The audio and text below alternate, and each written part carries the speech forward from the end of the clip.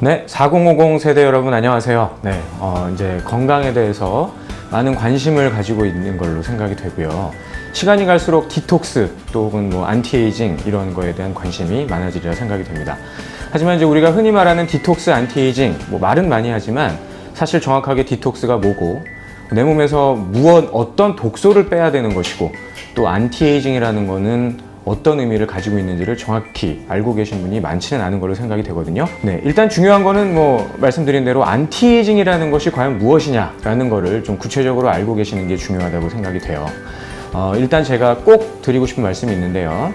안티에이징이라는 거는 말 그대로 에이징을 막는 거라는 것이 이제 정의이기 때문에 한마디로 말해서 늙지 않도록 한다는 것이다 라고 쉽게 생각을 하시면 될 것 같습니다. 제가 오늘 말씀드릴 내용은 흔히 알고 있던 안티에이징의 개념이 아니라 더 큰 범위 안에서의 안티에이징의 중요한 핵심임에도 불구하고 우리 4050 여러분뿐만 아니라 모든 사람들이 간과하고 있는 것, 그것을 세 가지를 알려드리려고 합니다. 첫 번째가 질병이 생기지 않도록 하는 것. 두 번째가 병은 아니지만 증상을 고쳐주는 것. 예를 들어 드릴까요? 예를 들어서 내가 너무너무 피곤하다. 혹은 삭신이 쑤시다. 몸이 달덩이처럼 붓는다. 손다리가 저리고 마음은 따뜻한 이상한 성격이다.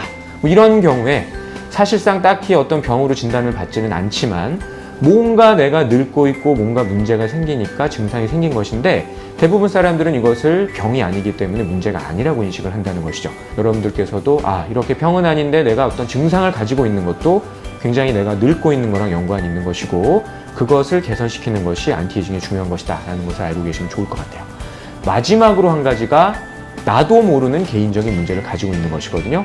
쉽게 말씀드리면 유전적인 것을 말씀을 드리는 것인데 혹은 꼭 유전적인 것이 아니더라도 나하고 안 맞는 음식이지만 내가 증상이 뚜렷하지 않아서 평생을 잘 모르고 있던 음식, 혹은 내가 어떤 질병을 가지고 있는데 이 질병에서는 먹으면 안 되는 음식을 내가 웰빙 음식이라고 먹고 있는 게 있는지 이런 특별한 상황이나 개인적으로 가지고 있는 문제가 있음에도 불구하고 그것을 잘 모르고 살게 되면 결국은 그것이 건강을 해치게 되고 에이징을 유발해서 노화를 유발하는 것이니까 이것을 막는 건 역시 안티에이징의 중요한 핵심이라는 것이죠. 자, 여러분들 우리가 자동차가 만약에 고장이 났다. 그럼 어떻게 하십니까? 혹시 본인이 직접 고치는 분 계십니까? 집에서 막 뜯어 고치고 이런 분은 아마 없으시라고 생각이 되는데요. 자동차가 뭔가가 소리가 나고 삐그덕거리고 잘 안 나간다. 그러면 틀림없이 우리가 자동차 정비업소에 맡겨서 이 자동차를 좀 고쳐주십시오 라고 얘기를 할 것이고 그러면 자동차의 전문가가 어디가 고장났는지를 찾아서 자동차에 맞는 문제를 진단한다며 고쳐주는 그런 방법을 택하겠죠.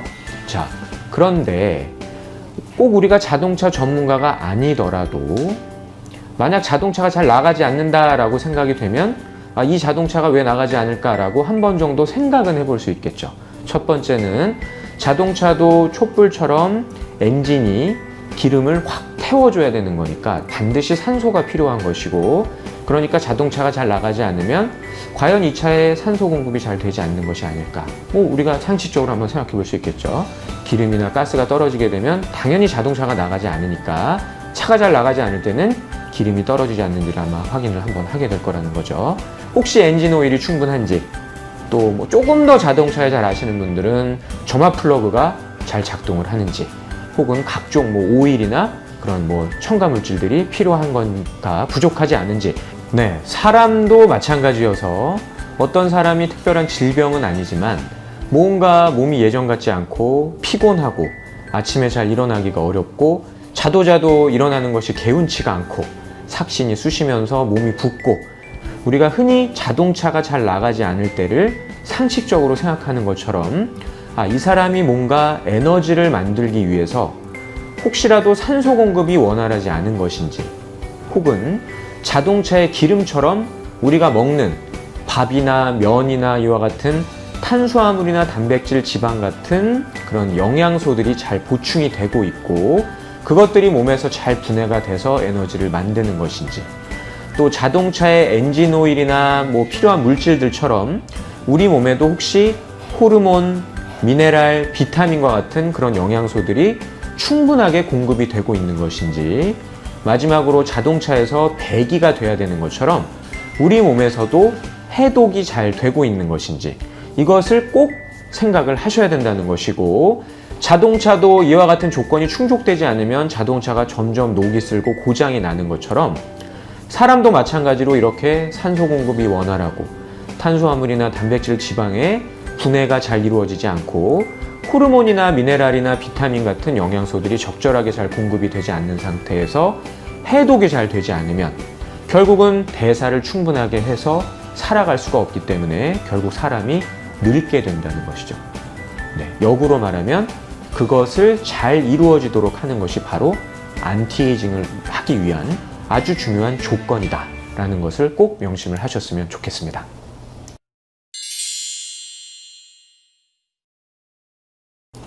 자, 그럼 제가 우리가 흔히 말하는 사람들 중에, 그러니까 그런 증상을 느끼는 사람들 중에 원인 모르게 늙고 있는 사람들의 예를 좀 들어드리도록 하겠습니다. 뭐 예를 들어서 이제 48세 여자 환자가 또 있을 수 있어요. 네, 뭐 이제 갱년기 딱 전후라고 생각을 하시면 되는데요.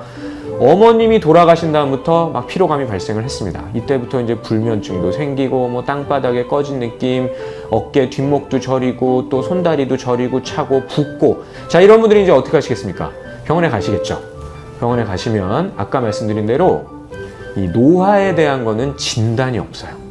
진단이 없기 때문에 우리가 의사가 병명에 노화라는 진단을 내리지 않습니다. 그런 병명은 있지도 않아요. 네. 게다가 우리나라 사람들은 전문의를 아주 좋아합니다. 네. 전문의 중에 노화 전문의는 없어요. 그렇기 때문에 우리가 만나는 사람들은 노화에 대해서 공부를 한 사람들이 아니라 레지던트 수련 기간 내내 위암 수술만 한 사람, 내지는 뇌 수술만 한 사람, 혹은 내시경만 한 사람, 이런 분들을 만나서 전 왜 이렇게 삭신이 쑤시고 피곤하고 기운이 없고 몸이 예전 같지 않고 아침에 못 일어나고 몸이 달덩이 같이 되고 살이 뒤룩뒤룩 찌게 되죠? 라고 물어보게 됩니다. 그런 말을 할 때 그런 사람들을 우리가 만성피로 증후군 환자라고 하자라고 의사들끼리 약속을 한 것이지, 그게 사실 그 사람에 대한 진단명은 아니라는 거죠. 결국은 이 예전 같지 않은 몸을 가진 분들은 해결이 안 됐기 때문에 홍삼이나 옥장판을 사러 가요. 네, 왜 그러냐면 옥장판이나 홍삼에 꼭 상표나 설명문에는 피곤하십니까? 몸이 예전 같지 않으십니까? 몸이 나른하신 분들, 삭신이 쑤시는 분들, 이렇게 쓰여 있기 때문에 꼭 그런 분들이 오히려 그쪽에서 해결을 받을 수가 있는 것 같고, 그 어떤 의사도 예전 같지 않은 몸을 또 뭔가 피곤하고 기운이 없고 내가 늙고 있는 나의 몸을 알아주는 사람이 없다라는 거죠.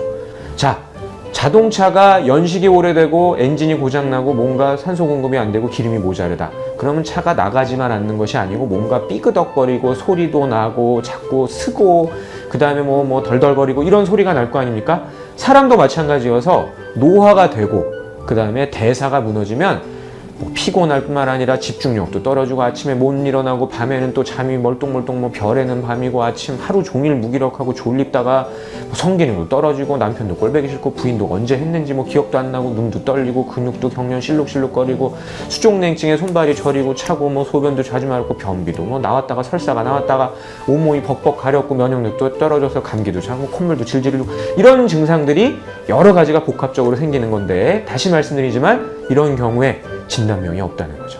네, 이것이 바로 노화인 것이다. 그리고 이렇게 노화가 된 이유는 아까 제가 말씀드린 몇 가지 산소 공급, 탄수화물, 지방 대사가 잘 안 돼서 에너지 공급이 안 되기 때문에 결국은 세포가 병들었기 때문인 것이고 세포가 노화가 되기 때문인 것이다 라는 것을 기억을 하시면 좋을 것 같아요.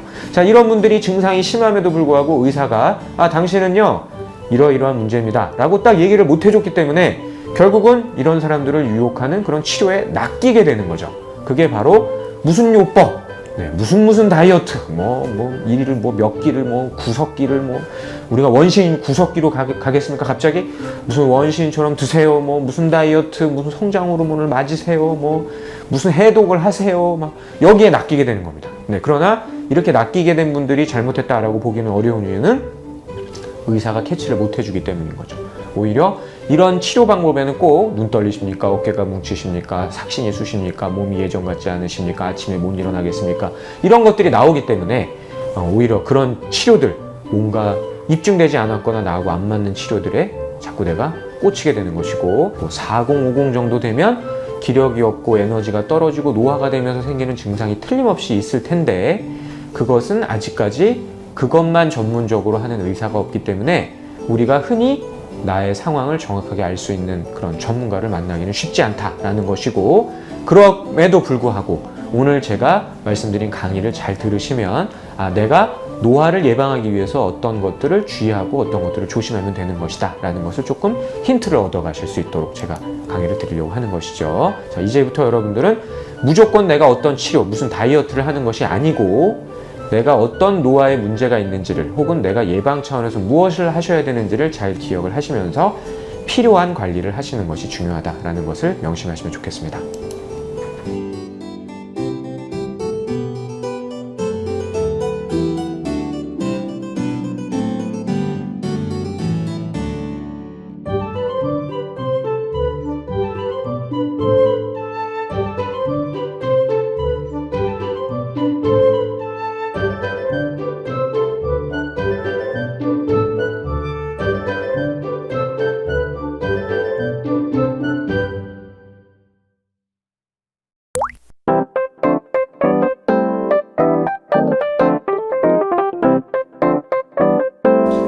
안티에이징이 뭐라고 생각하세요?